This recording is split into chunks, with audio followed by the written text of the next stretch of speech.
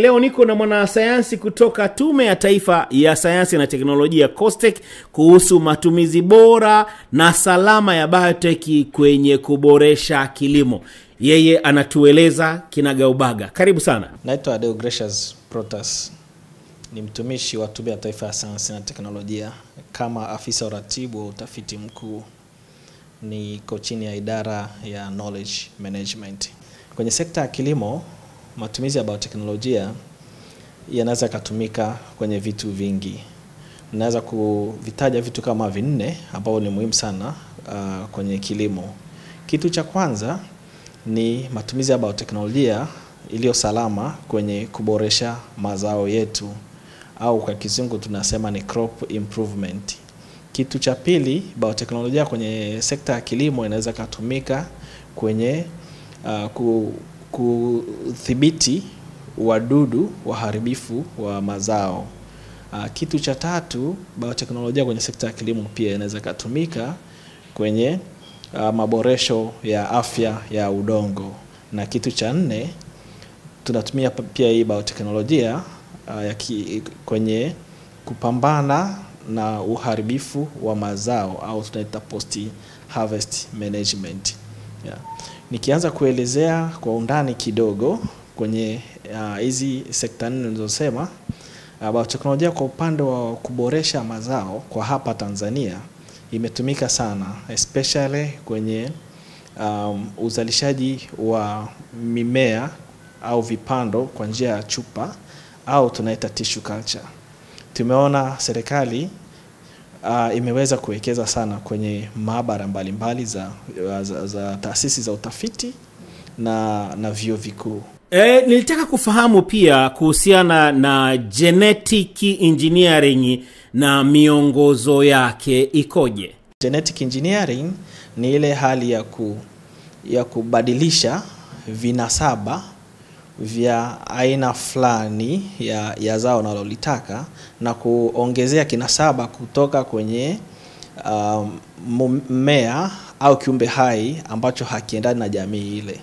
Kwa mfano, mnakumbuka hapa nchini kuliwahi kutokea mradi wa Wema ambao ulikuwa unazalisha mahindi ambayo angekuwa ni kinzani kwenye hali ya ukame, yatastahimili ukame na pia hata sumbuliwa na viwavi jeshi au Kwa hiyo ukiangalia walivyokuwa yale mahindi yalivyotengenezwa, walitumia vinasaba kutoka kwa wadudu na kuweza kuingizwa kwenye kinasaba cha mahindi. Lakini hatua zote hizo zilikuwa zinafuatiliwa kwa karibu na serikali kwa miongozo iliyokuwepo. Na baadaye lile zoezi lilisitishwa kwa sababu lilikuwa limeruhusiwa tu kwa ajili ya majaribio. Kwa hiyo hii ni njia ambayo sasa hivi dunia inaendelea kuitumia, lakini chini ya uangalizi mkubwa. Lakini kwa sasa hivi teknolojia kwa sasa hivi kwa Tanzania bado iko chini ya uangalizi chini ya ofisi ya makamu wa rais. Hebu tuambie, sayansi hii inatusaidiaje kudhibiti wadudu waharibifu? Unatumia wadudu rafiki kudhibiti wadudu waharibifu. Kwa mfano, unaweza kutumia wadudu jamii ya fungus au bakteria kuua kama viwavi jeshi vamizi. Kuna mifano ya kutumia bakteria kama bacillus kuua wale tunaita fall armyworm. Hawa ambao ni nzi fall armyworm wanasumbua mahindi sana mashambani kwetu. Pia ukitumia mwarobaini au tunaita neem kuweza, wakulima wale wanafanya kilimo kinachoitwa kilimo hai, kitendo cha kukausha kutumia nafaka inayotokana na material inayotokana na mwarobaini, either ni majani au ni mbegu zake, na kuweza kunyunyuzia kwenye mashamba yao ili kuzuia wadudu ambao wanaharibu mazao. Ile pia ni njia nyingine ambayo tunaita ni matumizi salama ya bioteknolojia. Ile ni hali ya bioteknolojia pia. Kundi lingine la matumizi salama ya bioteknolojia ni kwenye mambo ya kuboresha afya ya udongo.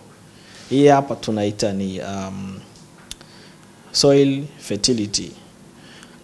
Hapa tuna pia wadudu marafiki ambao hao wakiongezwa kwenye udongo wanasaidia kudhibiti wadudu wanaoshambulia mazao, kwa mfano mazao jamii ya mboga mboga. Yeah. Unaweza kaongeza kama rhizobia au mycorrhiza ambao wanajulikana tayari, hao ni marafiki wa mazingira. Unavoweka kwenye shamba lako pale, wanasaidia kuwazuia wale wadudu waharibifu kushambulia mazao yako.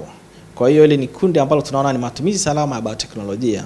Na hao wadudu marafiki wapo kwenye maeneo yetu yote. Kwa hiyo wanasayansi wanachokifanya ni utafiti wa kuwafahamu kwanza wadudu marafiki, wana uwezo wa kurutubisha udongo. Wakisha wafahamu, wanawachukua na kuwafanyia majaribio na kuweza kuangalia wanaweza kufanya kazi sehemu zipi ambazo wanaweza wakastahimili. Na hapa nafikiri pia mnafahamu tulikuwa na mradi mkubwa ulikuwa chini ya IITA ambao waliweza kutengeneza Aflasafe, ambayo ilikuwa ni aina ya wadudu marafiki ambao walikuwa wametengenezwa kama sehemu ya mbolea, na wakulima walikuwa wanashauriwa wanunua kwenye mazao yao, kwenye mashamba yao wakati wanaotesha either ni mahindi au wanaotesha karanga. Na majaribio ya ule mradi alikuwa ni mkubwa, na nafikiri pamoja na mradi kuwa ulishaisha pale IITA, lakini hii product bado ipo. Nafikiri kuna kampuni moja ya Arusha ilikabidhiwa kwa ajili ya kuendelea kuzalisha na kuuza, iko sokoni. Yeah. Na kundi la mwisho nataka kuzungumzia kwenye matumizi salama ya bioteknolojia ni jinsi ya kupambana na uharibifu wa mazao, au tunasema post harvest management. Kwenye kundi hili tunaona ni jinsi gani pia serikali imeweza kuwekeza kwenye kununua vifaa vya kibioteknolojia vya kuweza kugundua wadudu waharibifu wa mazao baada ya kuvuna. Na wote ni mashahidi kwamba hivi karibuni TPHPA walizindua mashine za kisasa kabisa zenye uwezo wa kugundua viambata mbalimbali kwenye mazao kama vile vya aflatoxin. Asa aflatoxin tunajua kabisa lile ni zao ni zao la wadudu waharibifu kwenye mazao. Kwa hiyo kitendo cha kugundua tayari nina shida kwenye mazao yangu, ni rahisi sasa kwenda kuangalia jinsi gani ya kupambana na yule mdudu anayeleta shida kwenye mazao. Kwa hiyo kwa ufupi, matumizi ya bioteknolojia salama yamekuwepo nchini kwa muda mrefu na yanaendelea kutumika, na yanatusaidia kila siku kwenye kuboresha jinsi gani ya kuendelea kupambana na changamoto za magonjwa mbalimbali yanayoibuka hususan kwenye nyakati hizi za mabadiliko ya tabia nchi. Mpaka hapo msikilizaji wetu wa Good Morning on Saturday, tumeendelea kuongeza ufahamu wetu kuhusiana na masuala ya biotech.